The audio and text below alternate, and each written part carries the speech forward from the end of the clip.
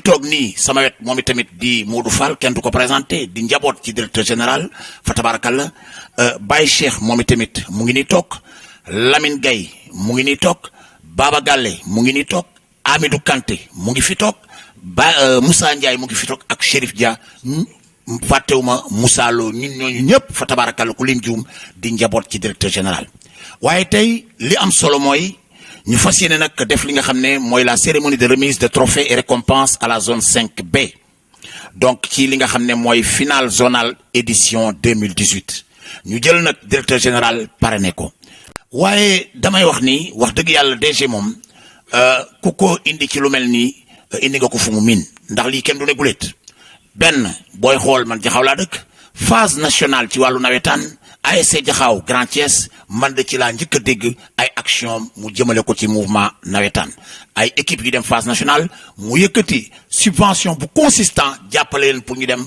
représenter Thiès ci phase nationale yooyu loolu yàgg na mais terewul ba tey dindiwul loxoom ci mouvement nawetaan ASC yu ci bëri su nawetaan tàmbalee dañuy bénéficier de la subvention du directeur général de la Poste monsieur Pape Siré Dia pas plus tard qu'avant-hier à l'occasion de la finale de Pape Sarr nga xam ne keroog moom la ñu jëloon ci parrain yi keroog ku dem stade man maa demoon ànd ak jaxu keroog ku dem stade gis li mu def foofu ci wàllu final bu mag boobu xam ni vraiment DG fonk na Thiès bëgg na ndawu Thiès mais aussi fonk na mouvement nawetaan ndax keroog ku dem ci événement bi zone bi organisé muy zone Pape Sarr ñoom ñëpp les membres de la zone il les a habillés rax ci dolli jël ay trophée joxe ko fa keroog sargal nañ ko fa teral nañ ko fa seet nañ ci moom ay kàddu yoo xam ne vraiment nekk na loo xam ne lu am importance la kon bu ñu jógee ci loolu tey zone 5B amal li nga xam ne mooy seen final mu war a am tey muy édition 2018 mu ñëwaat defaat lu mel nii ku xool table bii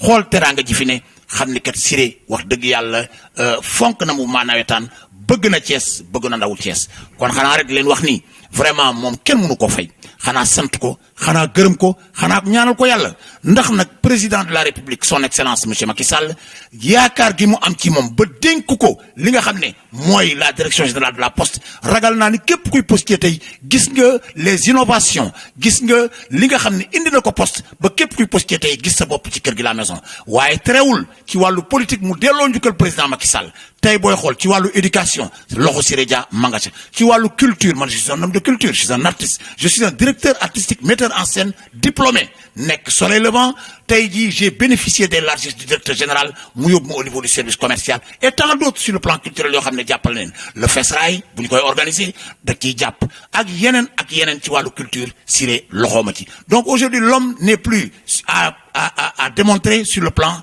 local aujourd'hui l'homme est d'une dimension nationale boo demee Dakar Siré nga fa boo demee Thiès Siré ngi fi boo demee Ziguinchor Siré ngi fi boo demee Kolda Saint-Louis foo manti dem partout à travers le Sénégal n'importe où foo dem nga xam ne bureau de poste déployé installé nañ ko fa Siré Dia loxooma nga fa mu ngi jàppale ndaw ñi mu ngi jàppale jigéen ñi mu ngi jàppale vraiment le président de la République kon vraiment tey def na geste bu rafet njabootam a ngi nii toog ñoom ñëpp am nañu mbégte ñoom ñëpp am nañu contentement te lii may wax tey ku ci nekk ci ñoom mënoon na koo yëkkati wax ko seede ko ci moom kon vraiment monsieur le membre de la zone 5B xam leen ni kat le DG Siré Dia nee na il tend sa main il est toujours ouvert au mouvement nawetaan il est toujours ouvert aux populations thiessoises il est toujours ouvert au service du président de la République parce que moom li mu am président ko jox te daf koy delloo ci askan wi vraiment ngeen xam ne lii xeeb na ko teraanga la joo xam ne xeeb na ko trop waaye daal nañu dem àddina ngi suñu kanam tëli ci kanam rawuti bëri ñuy defal nag mention spéciale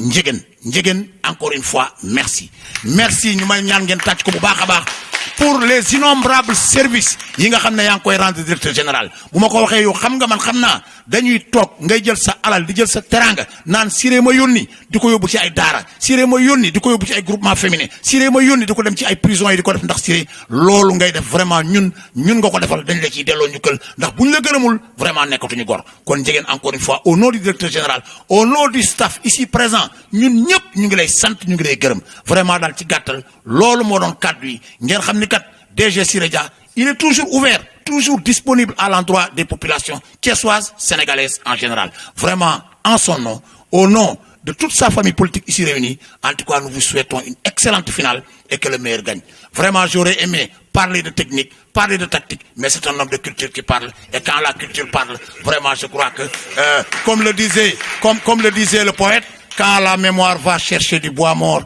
elle rapporte le fagot qu'il lui plaît. Donc, merci beaucoup.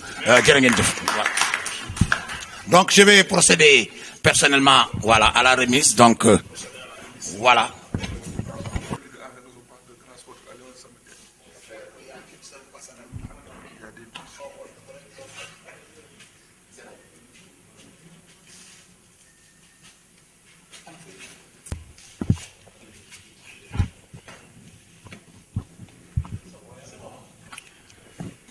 Et à Sarah, donc, je le reprends, voilà. Ok, voilà. Je vais présenter Deki qui est là-bas, donc Khadim et Sada. Donc, nous sommes une famille politique déjà commencé. Alors, nous allons donc procéder à la remise. Donc, j'ai le privilège de remettre le grand trophée, ce très joli trophée qui me rappelle les Champions League. Nit ku nek aussi ni nga toll rek ngay défé. Donc trophée bu mag bi je vais le remettre au nom du directeur général de la Poste monsieur Sirédia. Donc buñu paré le deuxième trophée monsieur Modou Fall moo koy remettre. Buñu paré les tableaux donc seront remis par Pape Sarr et en 4 nous avons aussi des paquets qui seront remis par Lamine Gaye. Et 5 enfin les médailles par Baye Cheikh. Donc voici donc détaillé donc la cérémonie ni nga xamné non la fas yéene demee. Bu ñu paré maintenant après ñu jox leen cadeau. Après ñu def photo de famille après ñu ngeen jël cadeau.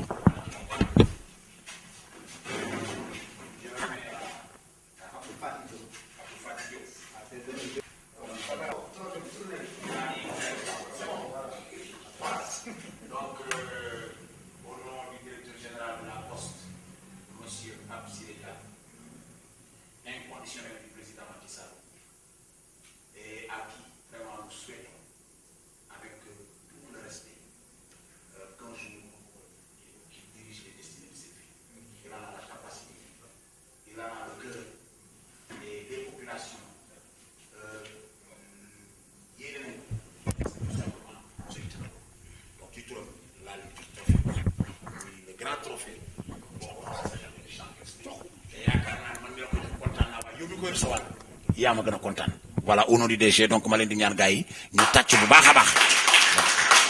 Toute la zone 5B remercie le DG Pape Sirédia, remercie Ndiéguène par qui on a passé et tout le staff du DG Pape Sirédia. Kontaan nañ trop inchallah. Merci. Voilà. Donc maintenant nous allons accueillir monsieur Modou Fall. Donc lui aussi qui monsieur Modou Fall. J'aimerais que monsieur Ndiéguène soit ñëw taxaw fii quand même. Modou pour le deuxième trophée. Hein. Je donne ce trophée au nom du directeur général de la Poste, pas à Seydi mais plutôt au président Sok, qui est un ami. Vraiment aussi c'est l'occasion de remercier toute la zone 5B. Vraiment d'une main de fer ils ont su vraiment manager vraiment cette zone qui a abouti à cette grande finale qui va se dérouler aujourd'hui. C'est entre l'ASC Ndeye Cheikh et l'ASC Sampaté. Le DG Sirédia vraiment lance un appel aussi à ces deux ASC là pour leur dire que quoi qu'il en advienne, c'est la jeunesse de Thiès qui va gagner cette finale. Donc qu'il y ait une finale apaisée, dans un climat vraiment apaisé. Et autre chose aussi, Samba, c'est l'occasion, une fois de plus, de remercier, mais de féliciter le DG Sirédia. Parce que comme vous l'avez dit, évoqué tout à l'heure, de l'ASC Diakhao en phase nationale, en passant par l'ASC Defar R100, l'ASC Grand Thiès et tant d'autres ASC, que le DG Sirédia a soutenu au niveau de la phase nationale. Mais des ASC, moi j'ai parlé de mon ASC à moi, qui est l'ASC Balabé, de l'ASC Ngalam par exemple, que le DG Sirédia soutient chaque année, à l'image des autres ASC. Mais je dirais que c'est une promesse qu'il avait tenue à la jeunesse thiessoise. Il leur avait dit que lui, directeur général de la Poste, digne fils de Thiès, vraiment qu'il va soutenir cette jeunesse. Je crois bien qu'il a commencé avec sa matière en tant que directeur général de la Poste en termes d'emploi. Mais quand on parle des étudiants thiessois, que ce soit à l'Université de Dakar ou de Saint-Louis ou de Bambey, quand on parle de sport, on parle de lutte, on parle de basket, on parle de football, à l'image des Liège et autres, mais on parle de Nawetan. Quand je parle de Nawetan, c'est l'ORCAV, c'est l'ODECAV, c'est les zones, c'est les ASC. C'était une promesse et il l'a tenue. Mais au-delà de ça, Samba aussi, ça fait l'occasion de lancer un vibrant appel vraiment à la population thiessoise, particulièrement à la jeunesse de Thiès. Parce qu'on nomme vraiment qui est aux côtés de cette jeunesse. Pour tous leurs besoins, je crois que aussi aujourd'hui, on est en droit de dire que, même si on sait que le mouvement Netan est apolitique, mais de lancer un appel à cette jeunesse aussi. C'est quoi souvent les gens se disaient à Thiès qu'il n'y avait pas d'hommes politiques qui les soutenaient. Aujourd'hui, que Dieu a fait que c'est le DG Sireja, nous lançons un appel à la jeunesse de Thiès, à la jeunesse sportive, de soutenir le DG Sireja pour deux raisons. Parce que nous allons vers des élections présidentielles. Il en a besoin, car je dis, de par son bilan, il mérite que cette ville vraiment vote pour lui, que cette ville vraiment lui permet vraiment d'atteindre son objectif, c'est la réélection du président Macky Sall dès le premier tour et avec la manière. Mais autre chose aussi, nous lançons au mouvement, surtout sportif, de soutenir le DG Sireja.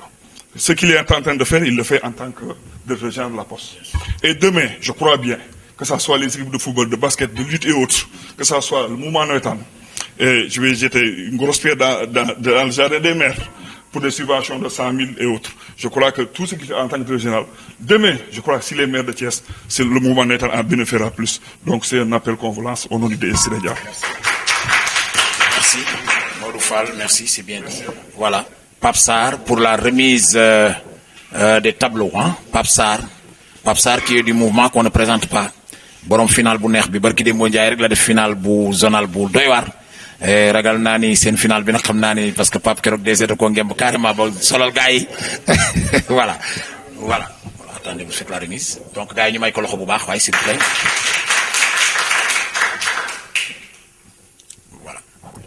Ouais, je pense que je vais pas être un peu long parce que protocole bi li nga wax Modou wax ko waaw du weesu koŋ fi may waxe mooy je suis animé d'un sentiment de satisfaction énorme parce que connaissant le mouvement navétane su ma xoolee table bi je n'ai jamais assisté à Thiès à une finale boo xam ni table bi riche na nii.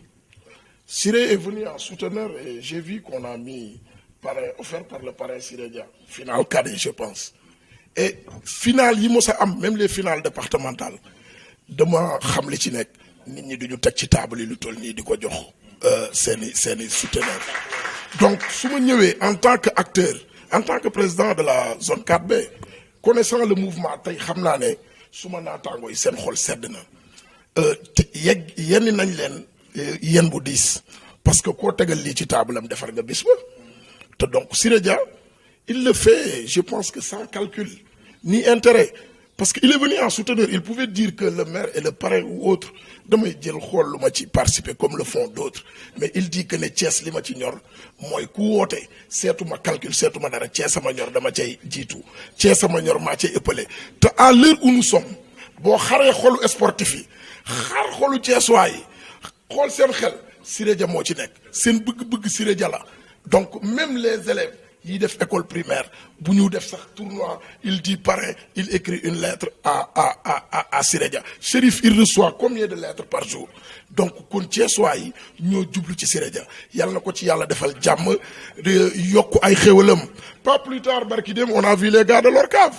Ils l'ont choisi comme parrain régional. Le 30 décembre, qui va coïncider à l'ouverture du stade La Dior. Donc, événement majeur, homme majeur.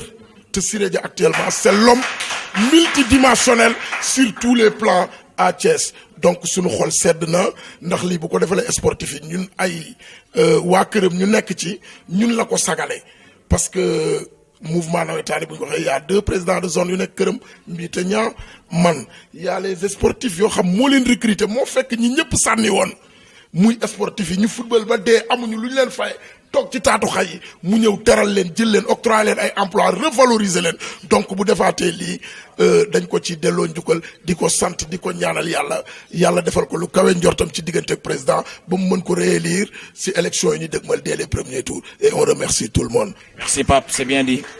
Pape Sarr, merci, c'est bien dit. Donc pour la benn loo waaw def ko benn loo la jëlal boo mënee jël lépp parce que dafa bëri quoi waaw voilà.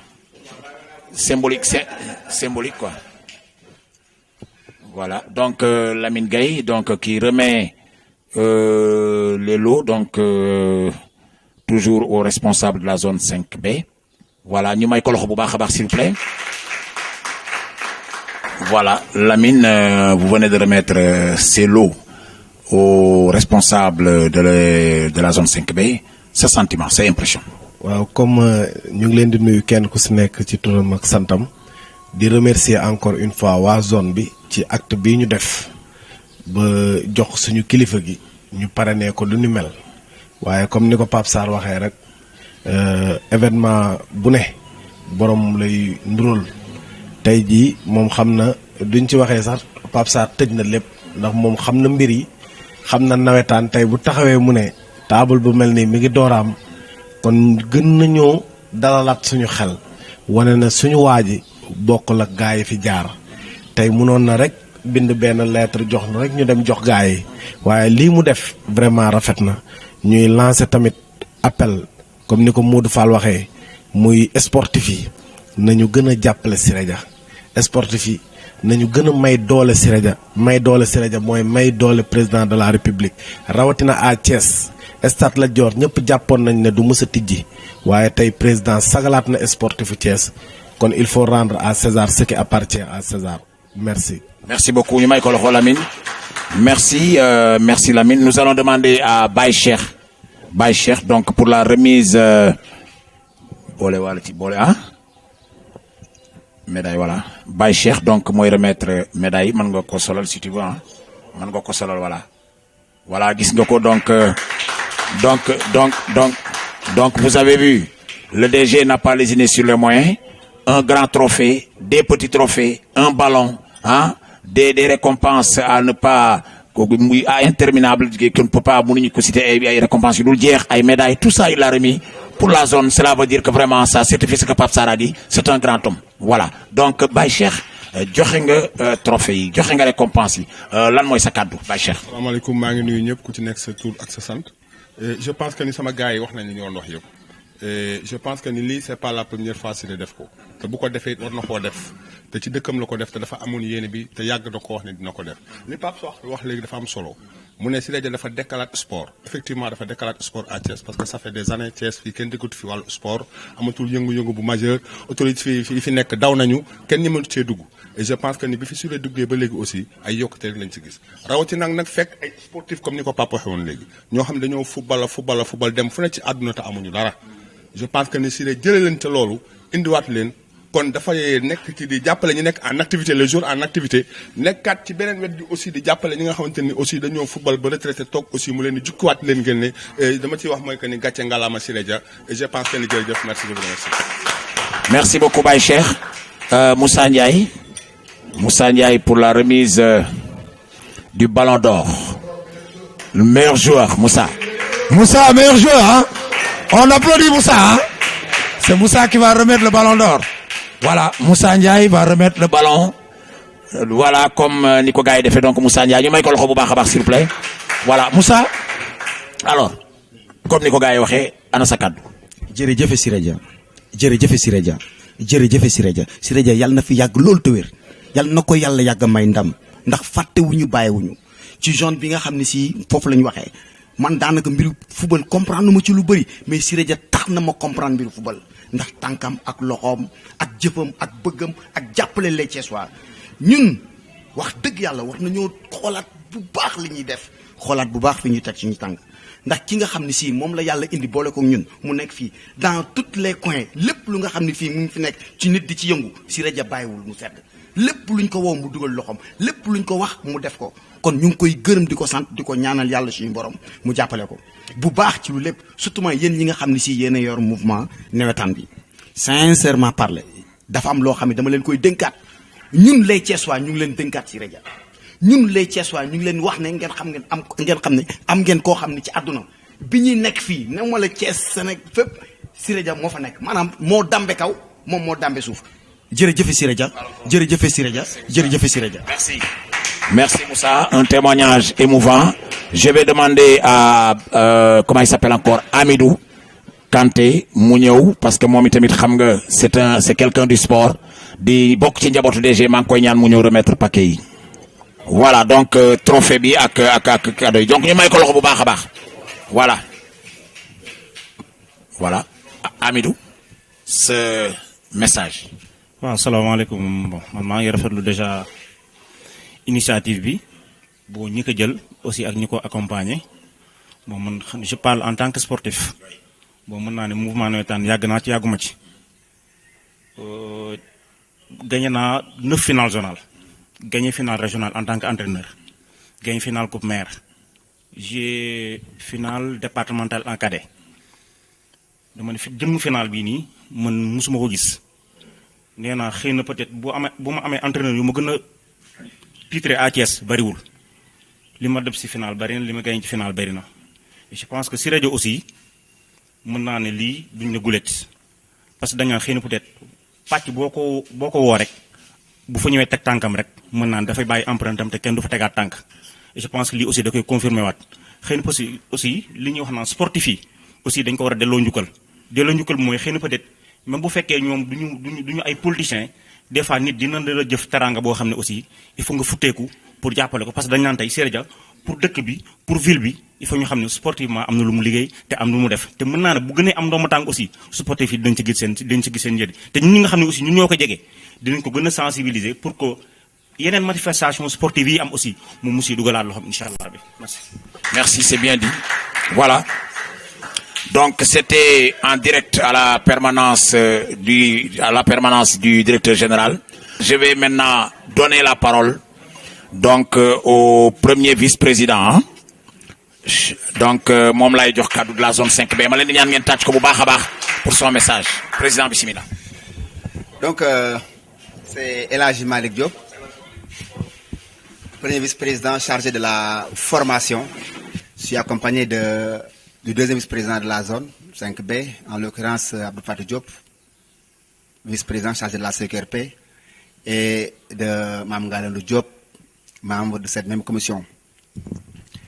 Salman Ndiaye, nous on parle d'ASC sportif et culturel. Donc vous venez de montrer encore une facette de la culture. Donc ni ñu koy waxee rek bis xëy na dafa ala dawme. Mais à dire vrai, on ne s'attendait pas à une telle cérémonie. Et je suis en terrain connu pour avoir connu Mourou Fall à l'ASC Balabé et Pape Sarr, en tout cas qui est aujourd'hui un des présidents de zone les plus dynamiques. Et finance zone Ambi, Wanenako. Et encore une fois, on ne s'attendait pas à une telle cérémonie de remise de trophées et de récompenses. Ça veut dire que le DG Siré Dia, en tout cas directeur général de la Poste, est toujours à cheval, est toujours en tout cas en attente par rapport en tout cas aux besoins sociaux de la société sénégalaise, de la jeunesse sénégalaise en général et celle qui soit en particulier. Et je crois que loolu lu nga xam ne du dañ nit bu aussi bu gisee nen na ne nena ngi Siré Dia, moi je crois que en tout cas il est de tous les bords. Que tu sois du régime en place ou de l'opposition. En tout cas, il a toujours servi loyalement et chaleureusement, en tout cas, les besoins, en tout cas, de la jeunesse thiessoise, de manière générale. Et on ne le dira jamais assez. En tout cas, Thiès mom, du mani day, en tout cas, ku mene Siré Dia am na fi, mais dina jafe aussi nga gis ko. Parce que aussi fekkee da nga nekk ci kër, mu am xale yi. En tout cas, nekk dans des situations un peu désœuvrées, nga jël leen indiwaat leen insérer leen dans la société active. Moi, je crois que loolu lu rafet la lu ñuy sargal la. Et que donc la zone 5B, en tout cas par ma voix, vous remercie le directeur général Siré Dia très chaleureusement. En tout cas, nous avons un parrain naturel, c'est la mairie, en tout cas qui est le parrain de toutes les finances zonales. Mais aussi nous avons des souteneurs. En tout cas, li nga xam ne moom la ñu am en tout cas ci Siré Dia, moi je crois que dafay rehausser encore une fois en tout cas moom dayoom ni mu toll. Donc par rapport à ça ñu ngi leen di remercier bu baax a baax. Et que aussi nous ne sommes que des ambassadeurs. Il vient de le dire que yéen en tout cas le mouvement nawetaan dénk nañ leen Siré Dia. En tout cas ça c'est pas tombé dans l'oreille d'un sourd. Inch'Allah bu ñu yeggee danañ wax exactement ñu fi jëlee au président de la zone 5B, Brian Sok, qui est un peu occupé et qui m'a chargé d'une fois de venir le représenter et que l'on est venu sax bu ñu neexoon sax dama jox Pape Sarr mu représenté ñu parce que aussi c'est un président de zone comme Birane Sock lii mu wax rek lu laay wax et que donc par rapport à ça ñu ngi leen di gërëm ñu ngi leen di sant. Nous avons été mis au parfum que Siré Dia sera le parrain en tout cas de la finale régionale. Et nous avons notre président de Dorka Belabas qui a été voir Siré Dia à Dakar et les conclusions en tout cas qui nous a amené sont réconfortantes. Et que par rapport à ça, moi je crois que bis boobu dana ala doome